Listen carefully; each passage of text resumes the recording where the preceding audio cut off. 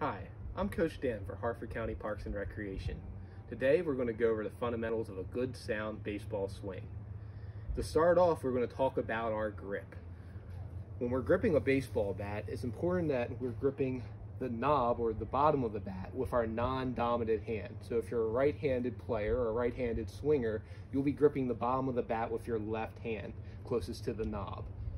We will then take our top hand and place it on top of our bottom hand. Notice how I don't have a gap in between my hands and they're together on the bat. You can also notice that my door knocking knuckles, the knuckles we knock on a door with, are aligned on the bat. I'm not over gripping the bat this way or the other way, or aligned. We can make a straight line with my knuckles. Now when we're gripping the bat, it's also important to remember that we're gripping it in our fingers and not deep in the palm of our hand. One good way to check this is when a player's holding the bat, have them open up their hand while maintaining contact with the handle like this. You'll get a good idea where that knob is sitting in their hands, and it should be somewhere like this, right at the base of the fingers when they wrap their fingers around the bat. With a nice firm grip, but not too tight, just tight enough to control the bat, and that's the proper way to grip. Next, we're going to talk about a good, solid, balanced base. It's so important that we're balanced in our swing, and that all really does start with our base and our feet. Now, based off of a player's anatomy, their overall comfort level, just their hitting style, you see a lot of variances in bases. But in general, we like to see that our base is slightly wider than our shoulder width to give us a good foundation, and we like to see a slight bend in our knees, so we're kind of in an athletic position. After that, we just really want to focus on, at the start, our weight being evenly distributed between our right and left legs, so 50-50, and our weight being on the front portion or balls of our feet. We don't want to be leaning back on our heels. And that's how we start with a good base. Now that we have a correct grip and a nice balanced base, now we can start to talk about our hand placement. Now, hand placement is another one of those things that really varies a lot from player to player, and it's really based off, again, off their just overall comfort and the anatomy of the player himself or herself. But in general, I like to focus on a few things. I like to focus on putting my hands in a spot that allow me to be quick, allow me to feel comfortable, and allow me to feel powerful as well. So in general, this looks something like our bat height being somewhere between our armpit level and our ear level. If we start to go too high or too low, we give our hands a long distance to travel to get to the ball. So that's part of being quick, is having our hands kind of in that zone between our armpit and our ear, and also having our hands back slightly. Now you'll see some players here, you'll see some players even further back here, but in general, you can tell if our hands are back by this front shoulder here. So if I'm here, I'm going to be a little bit slower to the ball because I have to come back a great distance. So I like to have my front shoulder tucked. When we talk about comfort, we don't want to be here and be uncomfortable and tight. So it's finding that balance and what works for you as a hitter.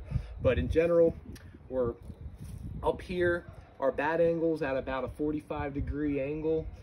Some people like to have it a little straight up, a little more flat, but you don't want to be to the extreme either way.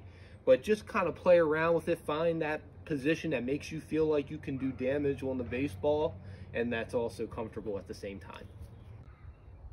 Now that we've learned a proper grip, base, and hand placement, now all we have left to do is the swing. The swing, though, starts with our load. Now, our load is just a fancy word for explaining how we are transferring our weight from our front foot completely to our back foot. This is key in gaining some momentum and power into the baseball and getting our bottom half, our legs, involved in our swing. So the important thing to know about our load is that it really involves the leg kick. And the leg kick can be different for a lot of people. Some people have a very small leg kick. Some people have a very long or lift a very high leg kick. But the main thing about it is just that our leg kick allows us to shift our weight back.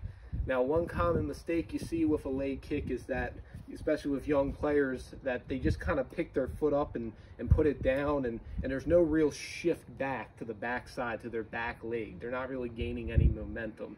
So that's, no matter if you have a high leg kick or a shallower one, you really want to make sure that you're moving back and getting 100% of that weight to the back foot one way or another. Now, after we get our load done, after we have shifted our weight back, we're going to come forward. This is known as our stride. Now, just one quick note, the shorter or narrower your base is, the longer your stride's going to be, most likely. So if you're a guy who starts really narrow, you're probably going to have a leg kick of some sort, and then your stride's going to bring you out much wider because your body's going to want to be balanced. But if you're a little bit wider, you're probably going to have a shallower or shorter leg kick because you're already wide, okay? So after we do our load and then we go into our stride, I want you to notice that the weight on my feet are still on the front portion or balls of each one of my feet here. So I'm still in that athletic stance. So we have our load, stride, and then we start to go into our swing. Now our swing starts immediately, I mean as soon as our front foot hits down from our stride. This is when we start moving our hands towards the baseball. This is extremely important for timing the pitchers. So our load, stride, foot down, now our hands are starting to move towards the ball. Now as my hands move towards the ball, you can see that my hips are rotating. It's almost like my hands are opening up my hips as I come towards the baseball. You can also notice that my top hand here, my fingers are pointing to the sky. I'm leading with the knob of my bat, and then I'm coming through, straight through the hitting zone. Now, one common mistake we see nowadays is players trying to lift the ball, so they're starting to swing up before they ever even made contact. So the most important thing that we can remember with the actual swing itself is that we want to teach our hitters to come through the baseball, punch down straight through the baseball, and then up through it after contact. So I like to kind of explain it like through and up. So we're through the center, and then right after contact, and this gets into our, what we like to call our finish. Our finish is above our opposite shoulder. That gives us that back path that we really, really want. So that completes our fundamentals on our swings, our batting stances. Find out what works best for you. Try to get some consistency out of your swing and your stance, and keep swinging.